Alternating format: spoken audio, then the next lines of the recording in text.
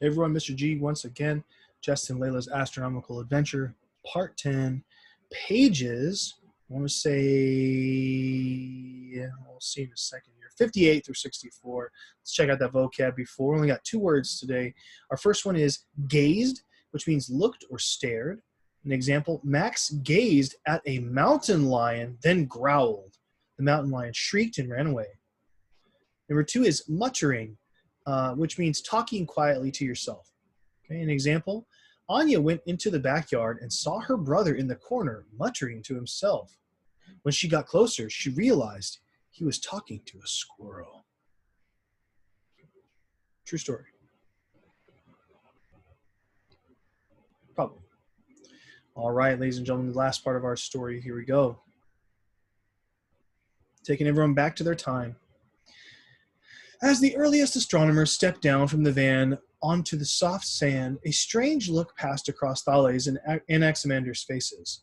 Thales gazed up at his plate in his hand and said to Anaximander, "I have an idea. This plate, Earth. I have to go." Anaximander stared at his can of beans and said, "I also have an idea. This object, I think, Earth. I have to go too." The 2 astronomers hurried off in opposite directions, not glancing back at the van once. "They've already forgotten about us," said Jess in delight. "This is great, Layla. It means we didn't change history after all." The same thing happened with Pythagoras and Aristotle. Aristarchus walked away thoughtfully, twirling his pencil between his fingers and muttering something about writing a book, while Copernicus munched on his pretzels as he walked back inside his house.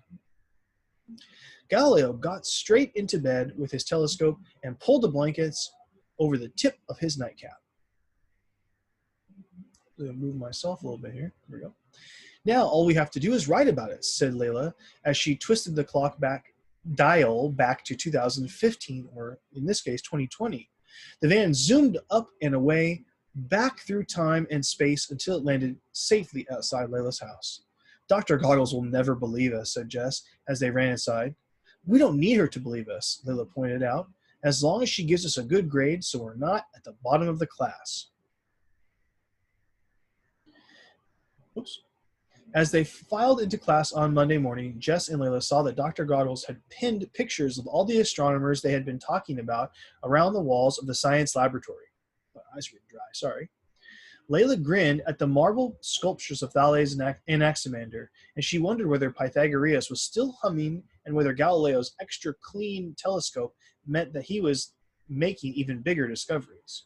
Seeing all the pictures reminded Layla of her fantastic adventure, and the best part was that she and Jess hadn't changed history one bit. "Leave your homework assignment on my desk, please," said Dr. Goggles. "That was a really dumb assignment," said Danny Phillips. "That was a really dumb assignment," Danny Phillips complained. "Who wants to know about a bunch of old guys who were all wrong anyway?" "Copernicus ate my homework," said Jade Jefferson, giving a freebie excuse for why she hadn't bothered to do the assignment. Layla and Jess handed in their joint assignment and sat down. A picture of Aristotle gazed down at Layla from the wall beside her desk, and she giggled at his stern expression. Then she froze. "What's the matter, Layla?" asked Jess. "Aristotle," gasped Layla. "You won't believe it, Jess, but he's wearing my watch." That's pretty much the end.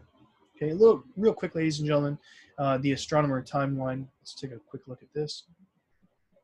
We have Thales in the year 624 BC to 547 BC. Now, when we're in BC, ladies and gentlemen, the closer we get to our time, the smaller the number gets. So it's kind of weird. Really, BC, a large number of BC, it means really far away, but like 100 BC means not that far from between AD and BC. But that's another time, another place. Anaximander, 610 BC to 546, believed the Earth was cylindrical, like a can.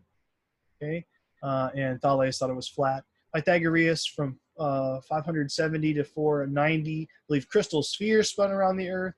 Aristotle, from 384 to 322 BC, believed Earth was a sphere in that the sun spun around it. Aristarchus, 310 to 230, okay, believed that Earth was a sphere and that it spun around the sun. Okay, we have Copernicus, AD, 1473 to 1543, believed Earth revolved around the sun, heliocentrism, and then Galileo, 1564 to 1642, presented evidence for heliocentrism. And ladies and gentlemen, that is it for our book. Awesome work. Miss you guys. Hope you guys are doing well. Have a good one. Bye.